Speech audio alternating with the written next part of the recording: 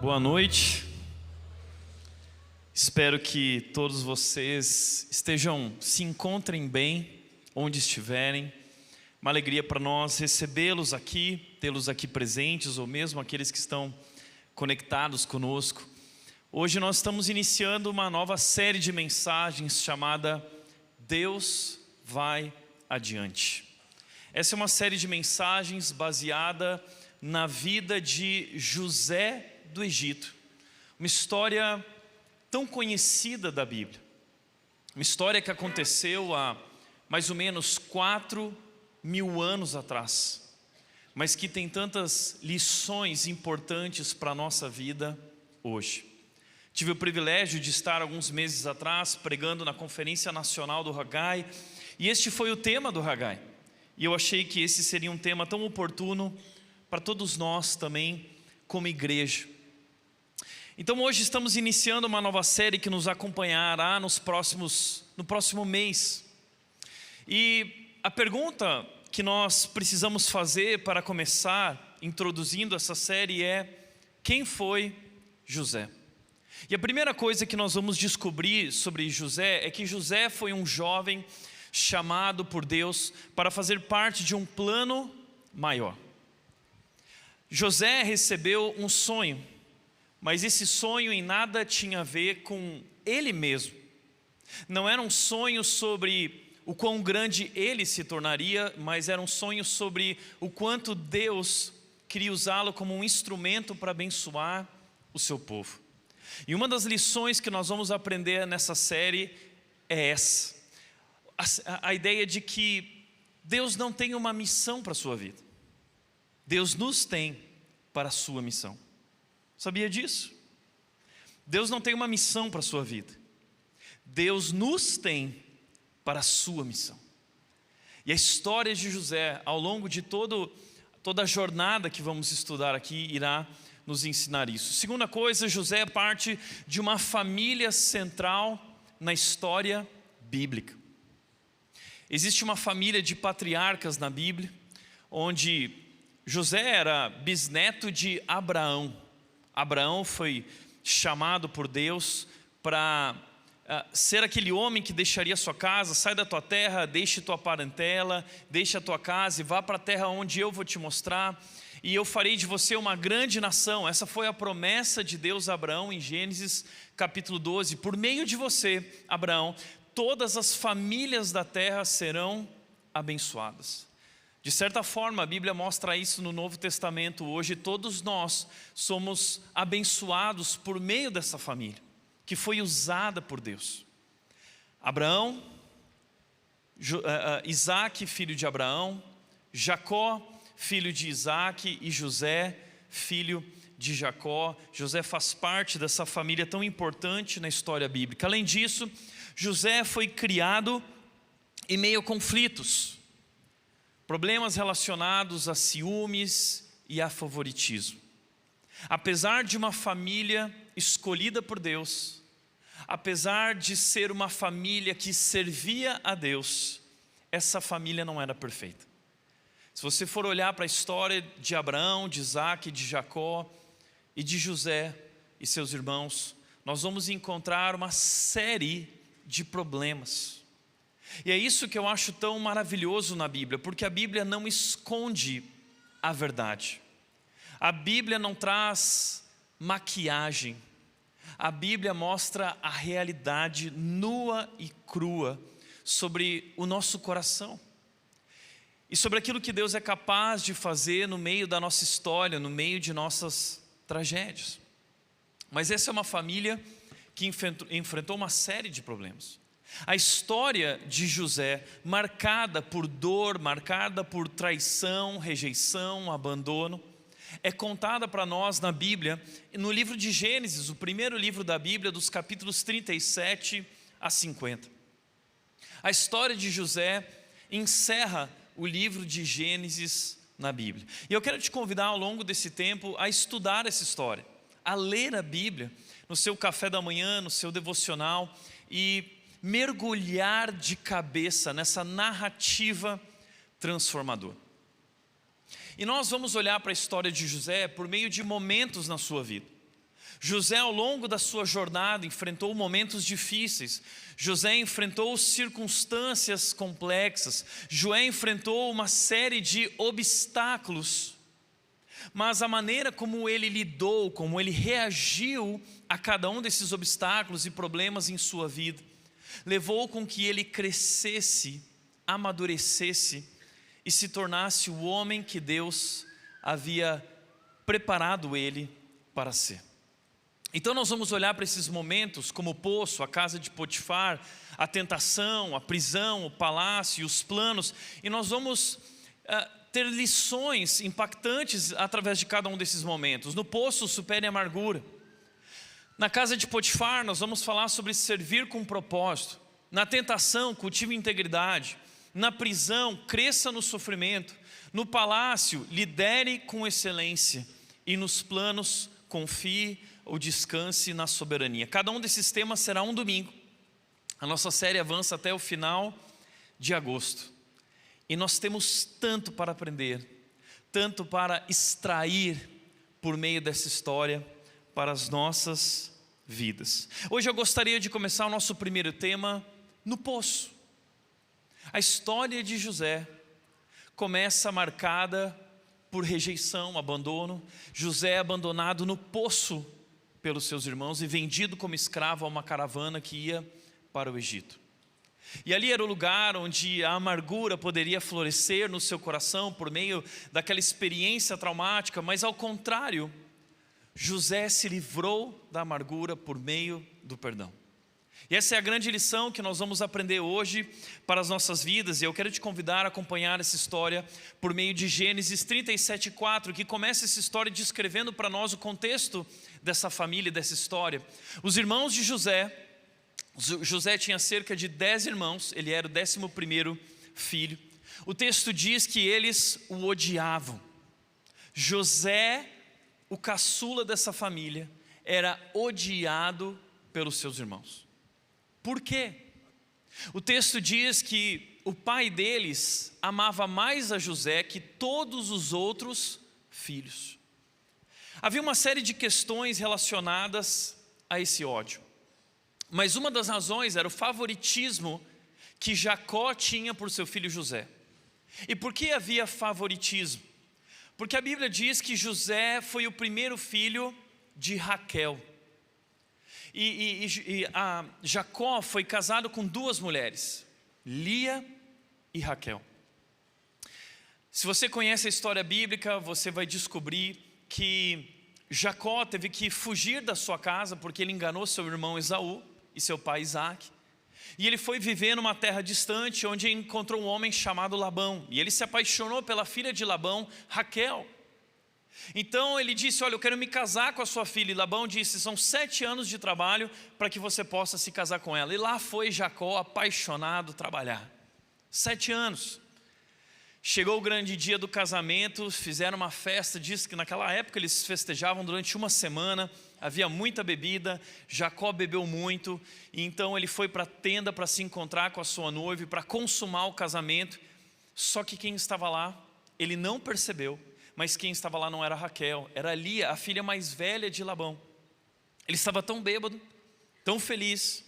E é daí que surgiu a ideia do filme Se Beber, Não Case.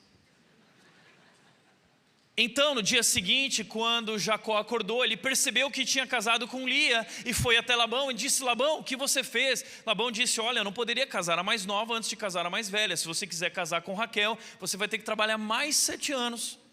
14 anos de trabalho para se casar. Vai ser apaixonado assim na Bíblia, né? Esse é Jacó. Ele amava Raquel. Só que Raquel não podia ter filhos. Lia podia. Lia deu filhos a Jacó. As servas deram filhas a Jacó, mas Raquel não. Então num grande dia, de maneira milagrosa, Raquel engravidou e deu à luz a um filho chamado José. É daí que vem o favoritismo. Jacó amava tanto José que um dia a Bíblia diz que ele comprou uma túnica colorida para José. E ele deu ao filho aquela túnica colorida. Imagina isso. Chegou a época do Natal, seu pai dá meia para todos os filhos, mas aí para o Zezinho, o papai dá uma roupa da Hugo Boss. Imagina como a tensão que foi sendo criada nessa relação complicada familiar. Ânimos acirrados, havia favoritismo, havia ciúmes, havia uma série de problemas ali. E diz o texto que eles não eram capazes de lhe dizer uma única palavra amigável. Eles detestavam, eles não suportavam José. O texto continua dizendo: certa noite, José teve um sonho, e quando contou a seus irmãos, eles o odiaram ainda mais. José teve um sonho. Sabe qual foi o sonho? Ele sonhou que eles estavam recolhendo feixes, e o feixe de trigo de José ficou de pé, e os outros feixes se dobravam diante do feixe de José. E ele, muito sábio, decidiu compartilhar isso com os irmãos. E não somente isso, mas o outro sonho que ele teve um segundo sonho. E no segundo sonho ele teve um sonho de que o sol, a lua e as estrelas se dobravam diante dele. E ele foi compartilhar com os irmãos. Imagina a reação dos irmãos. O texto diz que eles o odiaram ainda mais. É daí que veio o termo Joselito, né? Joselito. Então os irmãos começaram a planejar um meio de acabar com ele. Diz o texto que em certo momento os irmãos estavam no campo.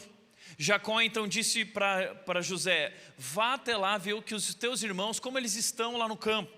José costumava ser aquele observador, aquele olheiro do pai. Às vezes ele falava as coisas que os irmãos estavam fazendo de errado, ele ia lá, contava tudo para o pai, ele era dedo duro. Então quando José foi a pedido do seu pai, os irmãos viram ele de longe e disseram: lá vem aquele sonhador está vindo aí, vamos agora acabar com ele. E eles bolaram um plano para matar José. Porém um dos filhos, o mais velho, Rúben, disse, ele não queria que matassem o seu irmão, e ele disse: não vamos matá-lo, vamos apenas deixá-lo um pouco ali no poço. A ideia de Rúben era depois resgatar José e levá-lo de volta para o seu pai, mas não deu tempo. Rúben se foi, e os irmãos então tomaram José, e arrancaram a linda túnica que ele estava usando, o agarraram e o jogaram no poço que estava vazio e sem água. Você compreende isso? Um jovem de 17 anos, que agora de maneira brusca, violenta, é afastado de sua família, é jogado dentro de um poço. Então os irmãos têm uma conversa: se nós matarmos ele, nós não vamos ganhar nada com isso. E se nós vendermos ele? Uma caravana do Egito, uma caravana de ismaelitas estava passando a caminho do Egito, levando mercadorias, e eles decidiram vendê-lo como escravo. Venderam seu irmão como escravo para uma caravana de ismaelitas a caminho do Egito. Então eles pegaram a túnica, ensanguentaram a túnica em um sangue de animal e levaram a seu pai e disseram o seguinte: pai, seu filho querido morreu.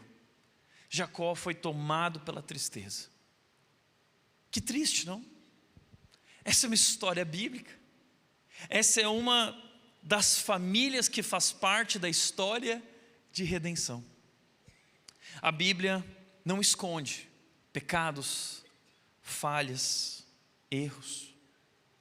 Mas nós podemos cometer um perigo ao olhar para essa história rapidamente. Porque nós que somos cristãos e conhecemos as histórias bíblicas, já temos um spoiler, nós já sabemos como essa história termina. Muitas vezes nós acabamos não compreendendo a intensidade, a gravidade, a dor, a profundidade daquilo que está acontecendo. José, diferentemente de nós, não sabe o que sucederá. José não conhece o seu futuro. José não sabe para onde está indo. José não fala a língua desse lugar. José não sabe se voltará a ver o seu pai, a sua mãe, os seus irmãos.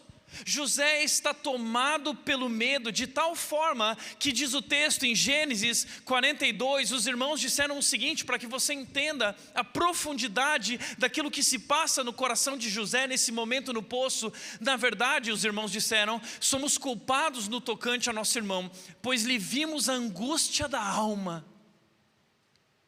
Eles viram nos olhos de José o desespero, a angústia da alma, quando nos rogava e não lhe acudíamos. Ele gritava, ele rogava, por favor, não façam isso comigo. Eles não tiveram misericórdia. José é um adolescente de 17 anos, viveu uma situação extremamente trágica. Rejeição, abandono, injustiça, solidão e medo. Talvez, assim como José, na sua história, também existem traumas. Talvez na sua história também existam feridas. Talvez na sua história exista também rejeição, abuso, abandono, solidão, medo. Talvez você não teve o pai que você esperava. Talvez não teve a mãe que esperava. Talvez sua relação com sua família não era a relação que você deveria ter vivido como uma criança, como adolescente, como jovem. E talvez você carrega isso hoje dentro de você. Todos nós, assim como José, passamos por experiências no poço. Todos nós, sem exceção. Todos nós em algum momento enfrentamos a rejeição. Todos nós em algum momento sofremos algum tipo de dor por conta de circunstâncias além do nosso controle. Todos nós iremos passar pelo poço. O grande problema é permitirmos que o poço faça morada em nós. O problema não é cair no poço.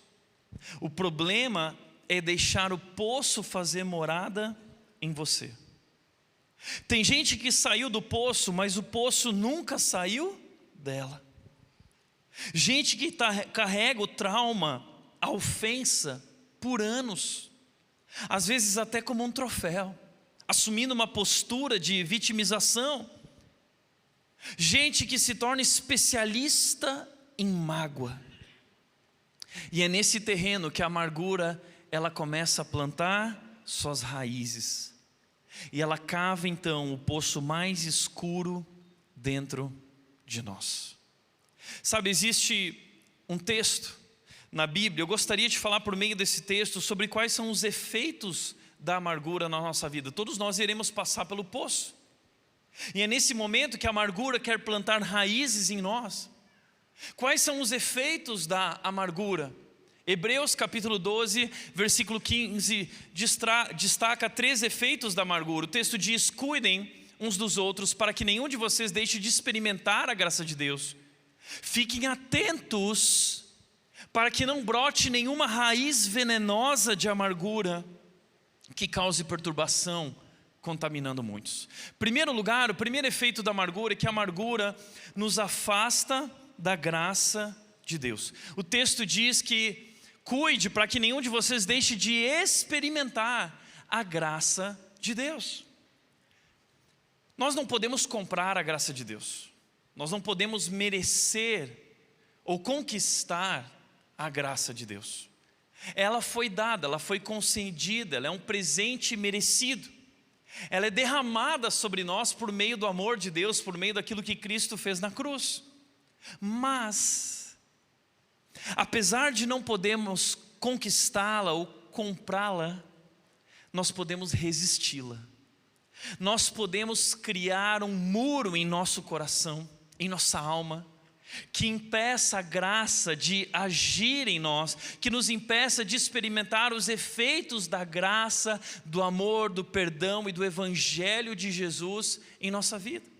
quando a amargura toma conta do nosso coração, é exatamente isso que acontece. Veja o que disse o Tim Keller no livro Perdoar. Ele disse o seguinte: se você crê no Evangelho, que você é salvo pela graça e pelo perdão gratuito de Deus, mas continua rancoroso.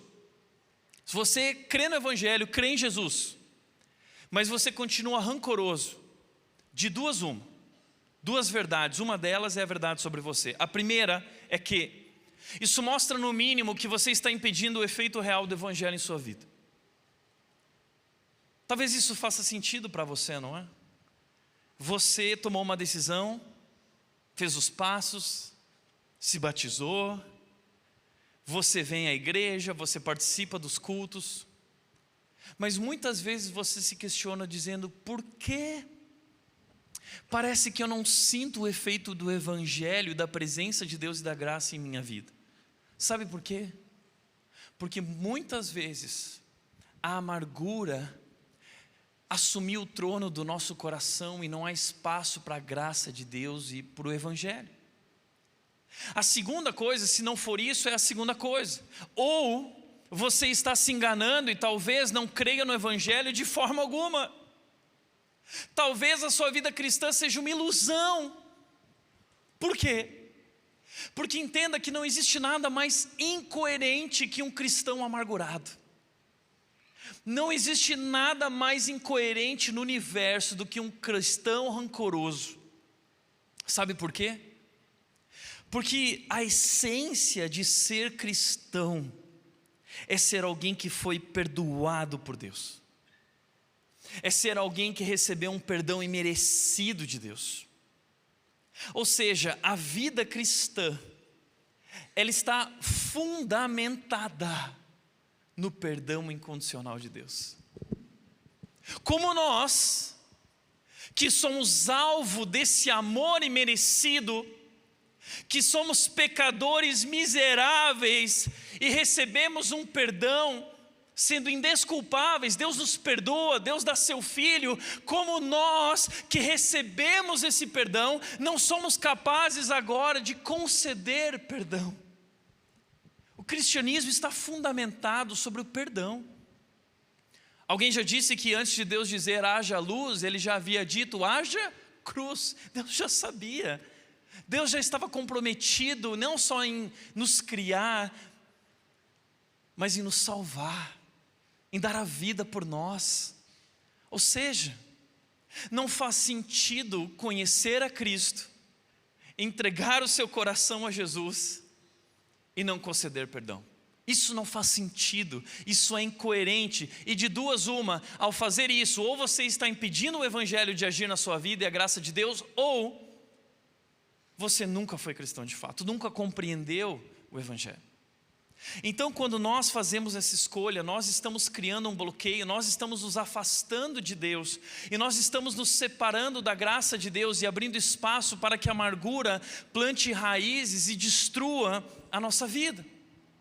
Veja, a amargura, ela acaba tomando um espaço na nossa alma de tal forma que ela distorce a nossa visão de Deus, ela distorce a nossa visão a respeito de si mesmos, ela é como uma lente que distorce a nossa visão da realidade, dos fatos. Tudo fica distorcido porque a mágoa vai destruindo a nossa identidade, a nossa relação com Deus e com as pessoas. De qualquer modo, ele diz, espiritualmente falando, não perdoar é se colocar em uma prisão. Muitas pessoas acham que quando não perdoam estão se protegendo, chamam isso de proteção. Você não está se protegendo, você está se envenenando. Continuando, o texto bíblico de Efésios capítulo 4, 26 e 27 diz: acalmem a ira antes que o sol se ponha. Por que acalmem a ira antes que o sol se ponha? Porque quando o sol se põe sobre a nossa ira e nós não tratamos ela, quando não liberamos perdão, ela se torna ressentimento, se torna mágoa acumulada, rancor, amargura.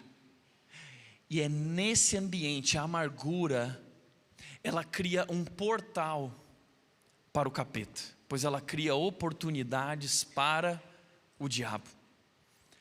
A maior brecha espiritual que nós podemos dar ao diabo na nossa vida é a amargura. Sabe, recentemente eu falei sobre isso, numa brincadeira sobre aquele filme da Disney, Lilo e Stitch. Os crentes falando que a Disney abre brechas espirituais. O que muitas vezes nós não entendemos é que a palavra de Deus mostra que brecha espiritual é mágoa, é rancor. E está cheio de crente dentro da comunidade cristã, crente que se diz perdoado por Deus, que não quer perdoar seu irmão, que não quer perdoar seu pai, que não quer perdoar sua mãe, que não quer perdoar seu pastor, que não quer perdoar seu amigo, sua amiga, gente rancorosa, gente que se torna manipulada pelo inferno. Entenda isso. O Evangelho, ele derrama sobre nós esses efeitos das bênçãos celestiais, mas o rancor, ele abre um portal para a ação do inferno em nossas vidas. E talvez hoje você está vivendo os efeitos do inferno, porque você retém perdão, você não quer perdoar, você é uma pessoa amargurada. Toda amargura vira terreno fértil para o diabo plantar destruição. Quem cultiva amargura entrega o seu coração ao diabo. A raiz da amargura então cresce em silêncio, mas seus frutos são públicos: reclamação, cinismo, dureza, sarcasmo, orgulho. Você acha que está se protegendo, mas você está morrendo, você está sendo envenenado. É isso que acontece. Segundo, a amargura destrói relacionamentos. O texto diz, contaminando muitos. Ela não contamina só você, ela contamina pessoas ao redor. Famílias já foram destruídas pela amargura, pelo rancor. Igrejas já acabaram por conta de rancor e amargura. Terceiro efeito da amargura: a amargura corrói a saúde e o coração. O texto diz, tomem cuidado para que não brote nenhuma raiz venenosa de amargura que cause perturbação. Essa raiz de amargura, ela vai crescendo e ela vai tomando conta de todas as áreas da nossa vida, e essas raízes vão destruindo tudo. Elas destroem a nossa vida espiritual, nossa vida emocional, destroem tudo. A amargura é como um câncer emocional, é como um câncer espiritual. O texto diz, no versículo 17, continuando, ele traz um caso de Esaú, que foi o tio de José, que experimentou essa raiz de amargura brotando e tomando conta do seu coração. Veja o que o texto diz: pois sabeis também que posteriormente, querendo herdar a bênção, foi rejeitado, pois Esaú não achou lugar de arrependimento, embora com lágrimas o tivesse buscado. A palavra aqui, lugar de arrependimento, é a palavra no grego topos, de onde depois veio a palavra topografia. É a ideia de que não havia lugar no coração de Esaú para o arrependimento. O coração dele foi tomado pela amargura. Isso destruiu a vida dele, o separou para sempre também do seu irmão.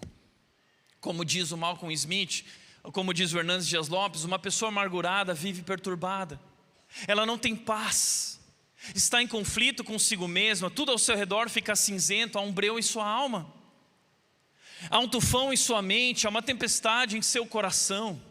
Essa pessoa, além de viver perturbada pelo vendaval do seu próprio coração, ela ainda contamina pessoas à sua volta. Ela destila o seu veneno, espalha o seu mau humor, deixa vazar pelos poros da sua alma todo o seu azedume. Malcolm Smith, no seu livro Esgotamento Espiritual, ele mostra que uma das principais razões do esgotamento e do burnout é falta de perdão, é a amargura. Ele diz, a amargura injeta veneno em nossa corrente sanguínea, que perturba seriamente a nossa saúde emocional e física. Com o passar do tempo, não sobra energia suficiente para desfrutarmos a vida. A pessoa que não perdoa oferece muito mais que a que não foi perdoada. Existem centenas e centenas de pesquisas científicas e médicas a respeito dos efeitos da amargura. Se você for estudar um pouco, se você der um Google, você vai descobrir que existem inúmeros problemas de saúde, doenças relacionadas à amargura. Uma série de problemas. A ciência já mostrou que quem não perdoa e guarda rancor no seu coração, morre mais cedo. Mas a ciência também tem mostrado o poder do perdão. Estudo diz que perdoar pode prevenir doenças cardíacas e inúmeras outras doenças. Então nós estamos diante de uma decisão, de não permitir que o poço faça morada em nosso coração, que a amargura plante raízes. Eu tenho na minha história familiar uma história a respeito disso. Essas duas jovens, duas irmãs, nasceram no mesmo lar muito pobre, com um pai alcoólatra, e esse pai cometeu atrocidades. Esse pai abusou delas, de suas filhas. Mas uma dessas filhas, ela permitiu que a amargura florescesse em seu coração. E a história dessa mulher chamada Margot Kleinkoff mostra para nós os efeitos da amargura. Ela foi tomada. Depressão, doença, câncer, morreu cedo. Por outro lado, houve uma outra moça que tomou uma decisão no seu coração, rejeitando a amargura, recebendo o perdão de Jesus, sendo liberta e concedendo o perdão. Essa é a história da minha mãe, Margarete Matos. E eu descobri essa história há mais ou menos 1 ano atrás. Eu nunca soube. Até o dia que eu estava com as minhas primas, e minhas primas disseram: Tiago, deixa a gente contar para você a história da sua mãe e da nossa mãe. Então eu descobri que minha mãe havia sido abusada na infância pelo seu pai. E eu perguntei para minha mãe depois: mãe, por que você nunca me contou essa história?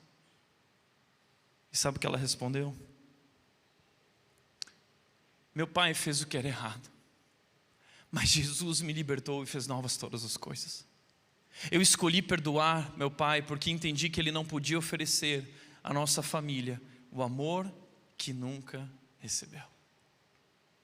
2 pessoas, o mesmo lar, o mesmo pai, decisões e escolhas do coração diferentes. Sobre isso, o pastor Henry Nouwen, ele diz o seguinte: pode parecer estranho dizer que a alegria é o resultado das nossas escolhas. Temos uma hipótese de escolha, não tanto em relação às circunstâncias de nossa vida, quanto em relação à maneira como reagimos a essas circunstâncias. E ele diz: algumas pessoas tornam-se ásperas à medida que envelhecem, outras envelhecem alegremente. Isso não significa que a vida daqueles que se tornam ásperos tenha sido mais dura que a daqueles que se tornam alegres. Pelo contrário, ele diz, significa que foram feitas diferentes escolhas, escolhas interiores, escolhas do coração. Escolhas do coração. Perdão. Então a pergunta que nós precisamos responder hoje é: como sair do poço? Como não permitir que o poço faça morada em nós? A Bíblia diz em Efésios 4, 31 e 32, livrem-se de toda amargura, livrem-se, arranquem todo tipo de raiz de amargura do coração de vocês, não permitam que ela brote, que ela floresça em seu coração, que ela ache espaço, que ela ache terreno fértil na sua vida. Em vez disso, sejam bondosos e tenham compaixão uns dos outros, perdoando-se como Deus os perdoou em Cristo. Qual é a maneira de nós evitarmos que a amargura plante raízes? Como nós podemos arrancar essa raiz venenosa do nosso coração? Perdoando como Cristo nos perdoou. E essa é a história de José. Eu não quero dar spoiler, mas agora eu vou avançar cerca de 13 anos na vida de José. Nós vamos estudar esses 13 anos em detalhes. Mas lá no final da história de José, José se tornou o segundo homem mais importante do Egito, ou seja, o segundo homem mais importante da face da terra.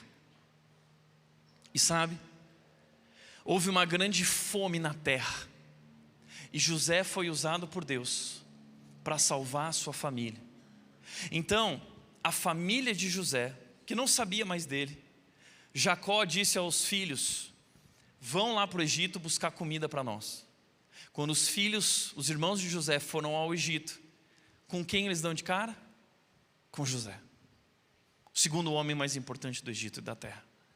Eles não reconhecem José.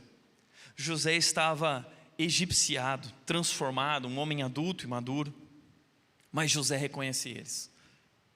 E talvez esse é o grande momento, esse seria o grande momento em que José poderia agora vingar-se.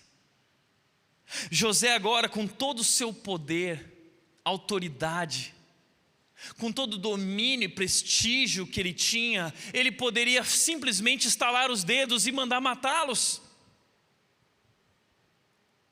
Mas José não fez isso. José decidiu perdoar. O texto bíblico diz: assim, ficou a sós com seus irmãos e lhes revelou a sua identidade. José se emocionou e começou a chorar. É impossível se conter. José guardou tudo aquilo ao longo do tempo, aquilo doeu no coração dele, aquilo foi uma angústia que durante muito tempo consumiu a sua alma. Então diz que ele chorou tão alto, você consegue imaginar os gritos de choro de José, de tal forma que todos os egípcios ouviram, e logo a notícia chegou ao palácio de Faraó, se tornou o assunto do momento, trending topics do Egito. O choro de José, tamanho a dor que foi colocada para fora no coração de José. Então, o texto diz: então José beijou cada um dos seus irmãos. Agora a gente pensa assim: agora José vai falar assim, tá vendo? Minha vitória tem sabor de mel. Vocês intentaram mal contra mim e agora eu estou aqui. Não, ele diz: foi Deus, não foram vocês. Foi Deus que me enviou adiante de vocês. E ele beija cada um dos seus irmãos. Ele vai no primeiro irmão: eu amo você, eu te perdoo. Eu te perdoo. Eu te perdoo. Em choro e lágrimas. E chorou com eles. Beijo, abraço e choro. Depois os irmãos conversaram à vontade com ele. Esse versículo me ensina algo muito importante sobre nossas relações. A nossa ordem para o perdão é conversa, depois perdão. Nessa história é diferente. Primeiro perdão, depois conversa. É o perdão que determina a conversa, e não é a conversa que determina o perdão. Ele abraça, eles choram. Restauração. A Bíblia não traz conto de fadas. Ela nos apresenta histórias de encontros quebrados, restaurados por Deus. Aliás, a história de Esaú, parece que essa história aqui de José e seus irmãos é um espelho da história do seu pai e seu tio Esaú, porque o texto diz lá em Gênesis capítulo 33, 4, que no final da vida de Jacó e Esaú eles se encontraram, e quando eles se viram distantes, Esaú correu ao encontro de Jacó e o abraçou, pôs os braços em volta do pescoço do irmão e o beijou, e os dois choraram. Eu não sei qual é a sua história, eu não sei quem te feriu, mas eu sei que em Cristo o seu trauma pode ser transformado em testemunho, em uma linda história de restauração. É o que nós vemos em toda a palavra de Deus, encontros de restauração. Aquele filho que se foi e volta para o pai, que o recebe com beijos e abraços. Que Deus, que Deus. Esse é o poder do perdão. Mas a pergunta que cabe aqui é: como perdoar, ou o que é perdoar? Para nós o perdão parece algo tão difícil, tão distante, tão subjetivo. De maneira prática, Tiago, o que é o perdão? O que é perdoar? Vamos olhar para José e descobrir em José 3 verdades a respeito do que é perdoar. A primeira verdade, o texto bíblico diz que perdoar é abrir mão do papel de juiz. O texto diz, Gênesis 50, 19: José, porém, respondeu: não tenham medo de mim, eu não vou fazer nada com vocês, por mais que eu pudesse. Mas ele diz: por acaso sou Deus para castigá-los? Perdoar é reconhecer que a justiça pertence a Deus e não a mim. José abriu mão do desejo, do aparente direito de vingança. Ele reconheceu o limite do seu papel. Muita gente não perdoa porque quer manter o controle do acerto de contas. Eu quero que ele sinta o que eu senti. Eu quero que ele aprenda uma lição.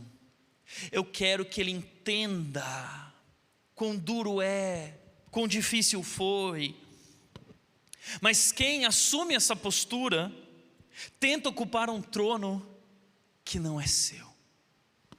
Então a primeira coisa é que o perdão, ele exige humildade para nós entregarmos tudo nas mãos de Deus. Humildade para entender que nós não somos melhores que ninguém e não podemos nos colocar nessa posição. Somente Deus é o justo juiz que conhece corações e julga com retidão e verdade.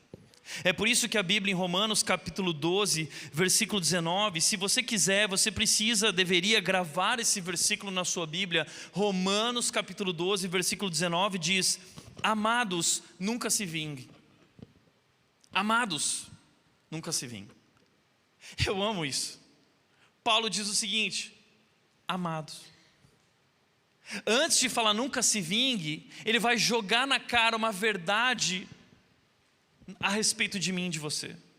Nós somos incondicionalmente amados por Deus. Então ele diz: amados, nunca se vinguem. Deixem que a ira de Deus se encarregue disso, pois assim dizem as Escrituras: a vingança cabe a mim, eu retribuirei, eu lhes darei o troco, diz o Senhor. Pelo contrário, diz o texto, versículo 20: se o seu inimigo estiver com fome, dele de comer, se estiver com sede, dele de beber, ao fazer isso, amontoará brasas vivas sobre a cabeça dele. Não deixem que o mal os vença. Não deixa que a amargura vença, não deixa que o inferno vença, não deixe que o rancor vença, mas vençam o mal praticando o bem. Grife isso na sua Bíblia. Perdoar é abrir mão do papel de juiz. E entenda que assumir o papel de juiz não é bom, é terrível. Esse lugar, assumir o papel de juiz, nos corrói. O desejo de justiça própria nos prende mais do que liberta. Então o perdão começa quando nós entendemos que não somos Deus, assim como José entendeu, e que não é nosso papel julgar, mas é nosso papel amar e entregar as contas para Deus. Isso não é ignorar a dor, isso é confiar na justiça divina, no justo juiz. Perdoar é abrir mão do papel de juiz. Segundo lugar, perdoar é confiar que Deus está no controle. Perdoar é confiar que Deus está no controle, que nada escapa do controle de Deus. O texto diz, versículo 20 do capítulo 50, José diz: vocês pretendiam me fazer o mal, mas Deus planejou tudo para o bem. Colocou-me neste cargo para que eu pudesse salvar a vida de muitos. A pergunta de José com relação a seu passado não é por quê, é para quê. José ressignifica o seu passado, porque ele compreende que Deus é soberano Ele acredita que ninguém tem o poder e o controle de determinar o destino da nossa vida, a não ser o próprio Deus. E ele confia no poder e na soberania desse Deus, e ele entende, Deus tinha um propósito, e Deus permitiu o mal. Deus agiu por meio do mal. Isso é tão bíblico, não é? Romanos 8, 28 diz: todas as coisas cooperam para o bem. Todas as coisas. Até aquilo que você acha terrível, não, isso é terrível. Todas as coisas cooperam para o bem daqueles que amam a Deus e foram chamados de acordo com o seu propósito. Todas as coisas. A rejeição pode cooperar para o bem daqueles que amam a Deus. A traição pode cooperar para o bem, coopera para o bem na vida daqueles que amam a Deus. O abuso, inaceitável, mas na vida daqueles que amam a Deus, coopera para o bem. Que bem? Propósito de Deus, nos tornar mais parecidos com Cristo. Portanto, entenda, nada escapa dos planos de Deus. Nem o mal que sofremos foge ao seu controle. Nada acontece debaixo da terra que não passe pelo filtro da soberania de Deus, pela permissão de Deus. Tudo que acontece, Deus sabe, Deus vê, e Deus ainda assim tem o controle. Então, como disse Martinho Lutero, Satanás é um cachorro na coleira de Deus, assim é também com o mal. Deus pode permitir o mal, até o mal que intentam contra nós, Deus o transforma em bem. Nós temos histórias bíblicas onde nós vemos esse Deus que permite que o mal se aproxime de Jó, de Paulo, por meio do espinho na carne, que era um mensageiro de Satanás. E a pergunta é: puxa, mas por que Deus faz isso? Porque Deus tem um propósito. E de acordo com o seu plano, Ele sabe aquilo que Ele está fazendo em nós. E a grande preocupação de Deus não é com o nosso conforto, mas com o nosso caráter. Deus está mais preocupado com o seu caráter do que com o seu conforto. Deus está disposto a sacrificar o seu conforto temporário para garantir o seu caráter e semelhança com Cristo. É por isso que Dr. Robert Clinton disse: nós queremos aprender 1000 coisas. A gente quer aprender tanta coisa, mas na verdade, só uma coisa que Deus quer nos ensinar. Deus quer ensinar-nos apenas uma coisa, talvez de 1000 maneiras diferentes. Eu estou formando Cristo em você. Talvez você tenha passado por momentos difíceis na sua vida, no seu casamento, no seu trabalho, e você se questiona: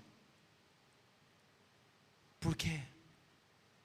E Deus responde: eu estou formando Cristo em você. E sabe, José entende que ninguém pode borrar a história que Deus está escrevendo. A sua história e a minha história foi escrita com sangue. Ninguém pode borrar essa história. Ainda que as coisas fujam ao nosso controle, elas continuam rigorosamente sob o controle daquele que está sentado no trono do universo. E quando Deus entra na história, até a injustiça ganha propósito. Você entende isso? Um Deus que até por meio da injustiça pode agir, e a injustiça ganha um propósito redentor.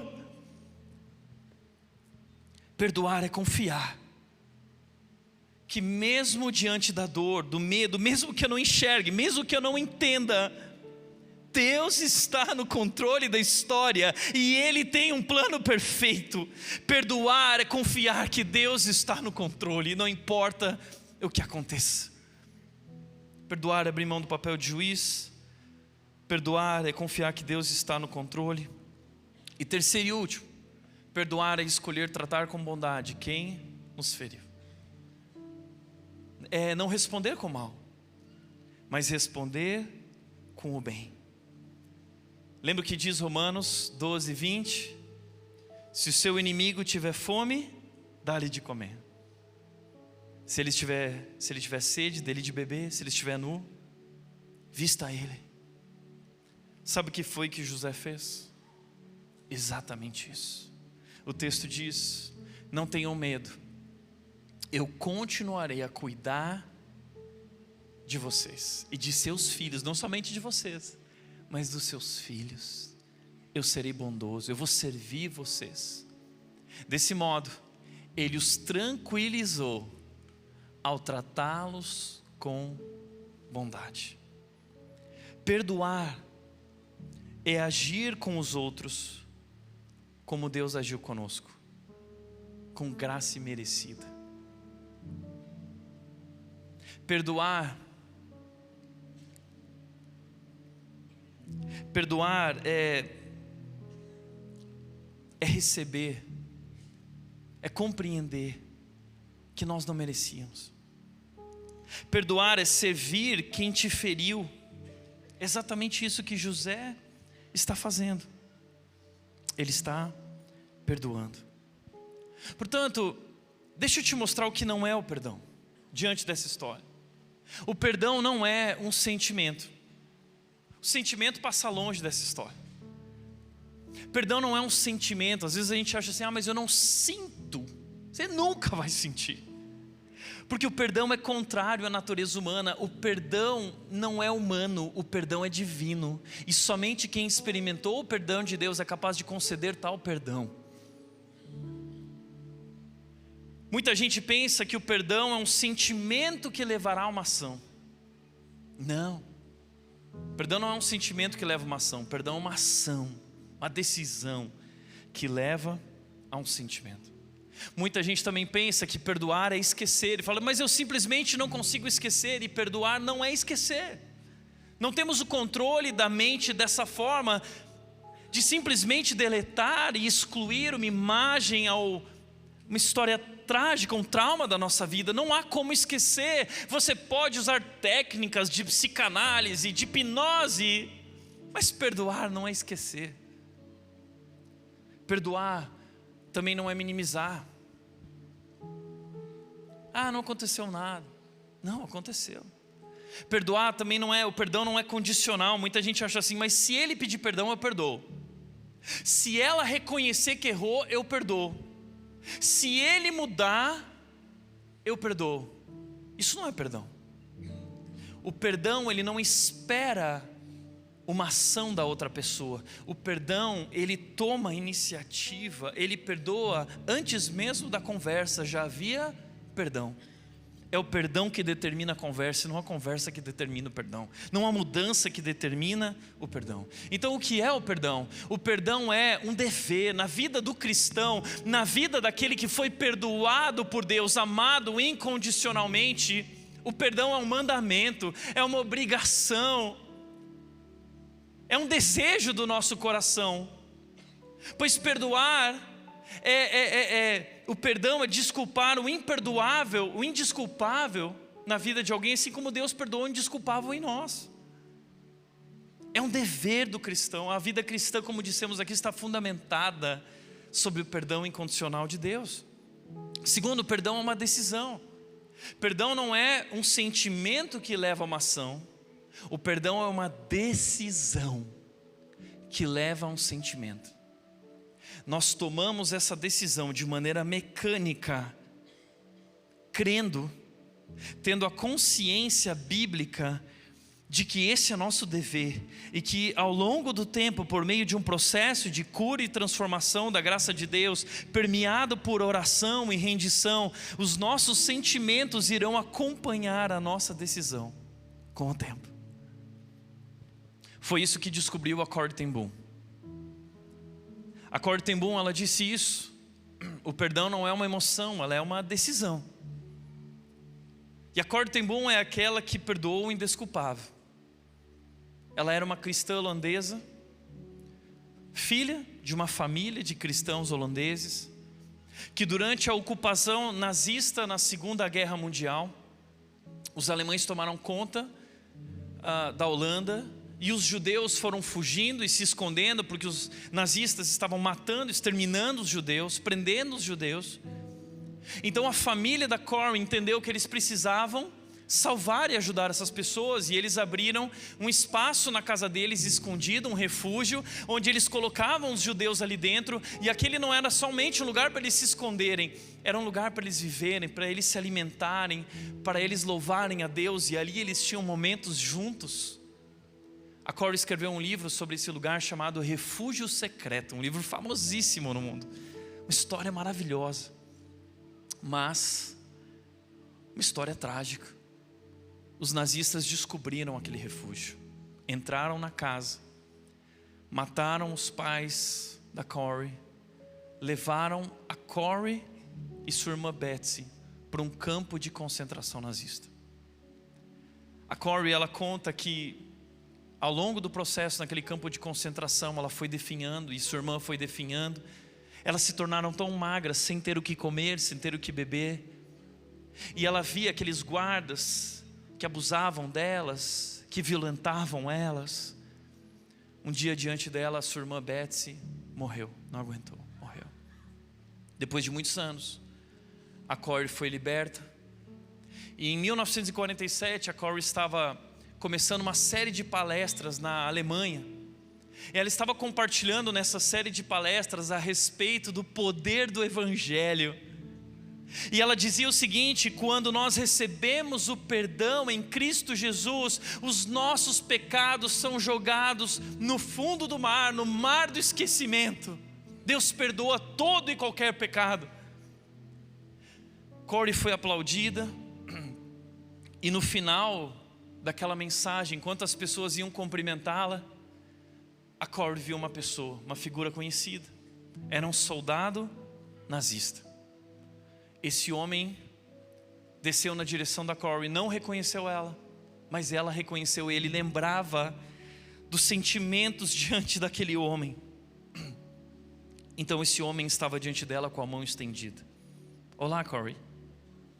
E ele disse: linda mensagem. Que bom saber, como você disse, que todos os nossos pecados estão no fundo do mar. Ele não reconheceu a Corrie, mas ele disse que era guarda em Ravensbrück e que havia se convertido, e que ele buscava o perdão por todas as crueldades cometidas na sua história. E então ele perguntou: é verdade, Corrie, que todos os meus pecados foram perdoados? Então a história diz que a Corrie hesitou. Ela mesma, que acabara de falar sobre o perdão, agora manteve a mão no bolso. Ela não queria cumprimentá-lo. Ela lembrou da Betsy morta naquele lugar. Será que esse perdão pode apagar a morte dela simplesmente? Esse homem pode apagar isso pedindo perdão a Deus?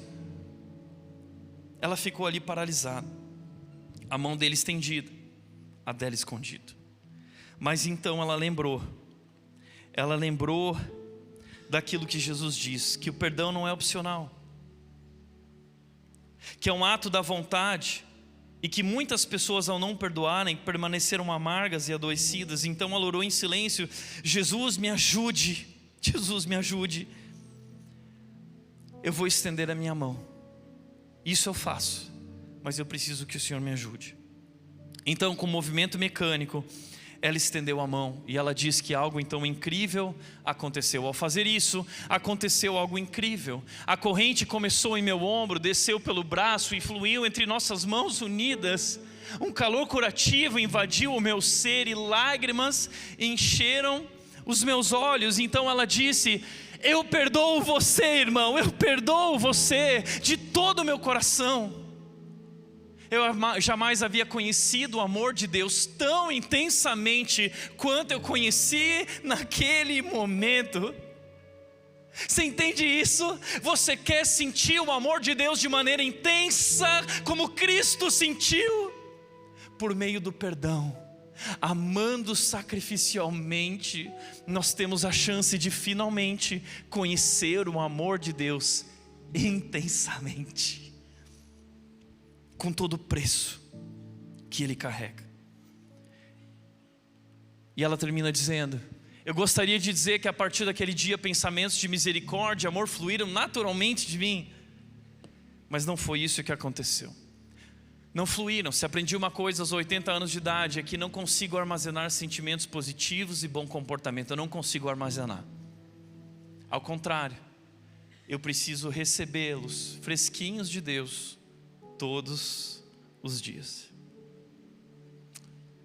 O perdão é divino. Só seremos capazes de perdoar se buscarmos a Deus diariamente e meditarmos e orarmos na presença do Espírito de Deus, que inunda o nosso coração de paz, de amor, de alegria, domínio próprio. O perdão é uma decisão que leva a uma transformação. Os 4 compromissos do perdão nessa decisão: eu não pensarei mais sobre a ofensa. Eu não vou pensar mais. Pensamentos virão, mas eu vou submeter meus pensamentos a essa consciência dos mandamentos de Deus, uma consciência bíblica a respeito da soberania de Deus, e eu vou rejeitar esses pensamentos. Eu vou pensar, como diz Filipenses 4, tudo aquilo que é puro, verdadeiro. Eu vou deixar com que Cristo seja um guarda, um vigia na porta da minha mente, protegendo esses pensamentos escravizadores, aprisionadores, dessa masmorra emocional. Eu não mencionarei mais a ofensa, não a usarei contra você. Acabou, eu não posso mais usar essa ofensa, foi perdoada, eu não posso mais usar isso. Eu não falarei a outras pessoas sobre a ofensa, acabou. Eu não toco mais nesse assunto. Não pense, não toco nesse assunto. Por último, eu não permitirei que a ofensa fique entre você e eu, ou que prejudique o nosso relacionamento pessoal. Ainda que eu sinta, eu não permitirei que o sentimento defina minhas atitudes em relação a você. Eu tomarei uma decisão consciente, bíblica, de amar como Cristo me perdoou. Portanto, perdão é um processo ativo. Perdão não acontece da noite para o dia. Perdoar é um processo ativo que requer cultivo diário, buscando a presença de Deus em oração, rendendo o nosso coração a Ele. E Deus vai então, por meio desse processo, transformando e curando a nossa alma. Perdão, por último, e aqui encerraremos, é assumir a dívida. O que nós aprendemos em Cristo é que perdoar é assumir a dívida. O Evangelho nos chama a amar como fomos amados, sacrificialmente. Cristo assumiu a nossa dívida. Então o perdão é sempre custoso. Perdoar dói. Todo perdão requer prego, madeira e sangue. Perdoar é dar ao transgressor um presente que ele não merece de jeito nenhum. Assim como nós recebemos um presente que não merecíamos de jeito nenhum. Enfim, afinal de contas, perdoar quem não merece é perdoar como Deus nos perdoou. Portanto, Colossenses capítulo 3, versículo 13 diz: sejam compreensivos uns com os outros e perdoem quem os ofender. Lembrem-se de que o Senhor os perdoou, de modo que vocês também devem perdoar. Lembrem-se, perdoem, sejam compreensivos e lembrem-se de que o Senhor os perdoou, de modo que vocês também devem perdoar. Isso ressignifica perdão. Isso nos mostra que perdoar não é esquecer o que fizeram, mas é lembrar o que Cristo fez por nós.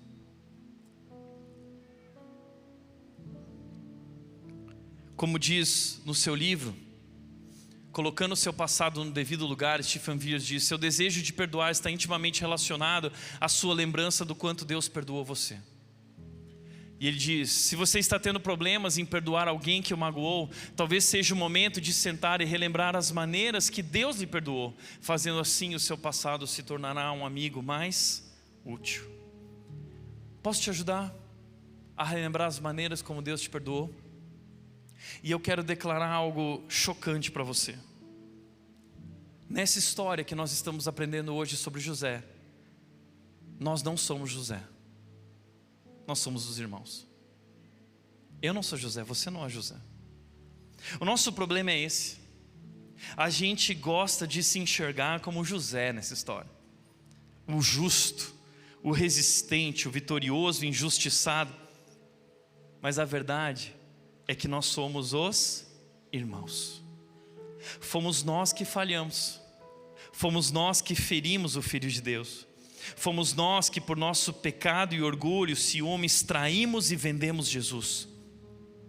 A túnica que José perdeu nos lembra da túnica de Jesus, o Filho amado do Pai, revestido de glória, que foi despido por nossa causa. José foi jogado num poço por seus irmãos. Jesus foi cravado numa cruz pelos nossos pecados.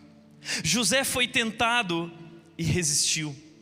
Jesus foi tentado em tudo e não pecou. José chorou em silêncio, longe da família.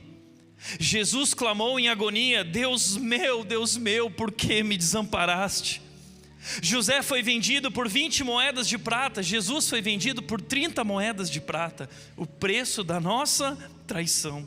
Os irmãos de José não o reconheceram na primeira vez que o viram. Assim também Jesus veio para os seus, diz João 1, mas os seus não o reconheceram. José tinha poder para se vingar, mas escolheu perdoar. Jesus, mesmo com todo o poder e autoridade, escolheu nos amar até o fim. José então preparou um lugar de salvação para os irmãos que o rejeitaram. Jesus prepara um lugar eterno para os pecadores que o feriram. José disse: não foram vocês, foi Deus que me enviou adiante de vocês para preservar a vida. Jesus disse na cruz: Pai, perdoa eles, pois eles não sabem o que eles fazem. Nós somos os irmãos. Eu e você somos os malditos irmãos de José. Não somos justos. Nós ferimos o único justo, o amado do Pai. Nós somos os irmãos. Essa história não está na Bíblia para que você apenas olhe para José. José aponta para Jesus. José está nos mostrando, José é uma sombra do Filho de Deus. E os irmãos de José são um espelho de quem nós somos. E essa história está aqui para nos mostrar que nós somos perdoados. E o modelo do perdão, o perdão que recebemos, é o perdão que agora nós oferecemos. Por isso, para refletir e praticar: primeiro, o propósito redentor de Deus passa pelas cicatrizes que os relacionamentos deixam. Todas as coisas cooperam para o bem. Segundo, ser cristão significa perdoar o indesculpável, pois Deus perdoou o indesculpável em nós. E terceiro, perdoar é uma escolha consciente que sinaliza o começo de um processo de cura e transformação. Não podemos escolher a família em que nascemos. Não podemos escolher as circunstâncias que iremos enfrentar ao longo da vida. Mas nós temos uma escolha: a escolha de perdoar, como Cristo nos perdoou, e ter um coração liberto, transformado, inundado pela graça, pela paz que excede todo entendimento. Essa escolha hoje está diante de você. O Espírito de Deus nos capacita a perdoar. Que você possa hoje, tomar a decisão mais importante da sua vida: perdoar quem te feriu, perdoar quem te lançou no poço, perdoar quem intentou o mal contra você. E você pode hoje em teu coração declarar: o mal que tentaram contra mim, Deus o transformou em bem. Todas as coisas cooperam. Amém? Feche teus olhos. Pai, nós queremos agradecer pelo teu perdão imerecido. Somos tão falhos, tão pecadores, tão ciumentos, tão orgulhosos, tão rancorosos. E o nosso pecado te feriu naquela cruz. Tu fostes esmagado, transpassado pela nossa iniquidade. Tu bebestes o cálice da ira de Deus naquela cruz, para que nós pudéssemos beber da doce graça. Nós queremos te agradecer. Nós somos gratos pela cruz. Mas nós entendemos que esse perdão nos traz uma responsabilidade, um dever: perdoar. Não somos capazes de perdoar, Senhor. Nós precisamos que o Senhor trabalhe em nós, em nosso coração, nos libertando da amargura. E hoje aqui estamos diante de Ti, tomando uma decisão de arrancar essas raízes venenosas do rancor e do ressentimento e render o nosso coração ao Senhor, para que a Tua graça inunde e complete o nosso coração e sejamos capazes de perdoar como o Senhor nos perdoou. Enche o nosso coração, Deus. Transforma a nossa vida e renova o nosso coração. Pai, essa é a nossa oração nessa noite. Nós nos rendemos a Ti, em nome de Jesus. Em nome de Jesus. Amém, amém.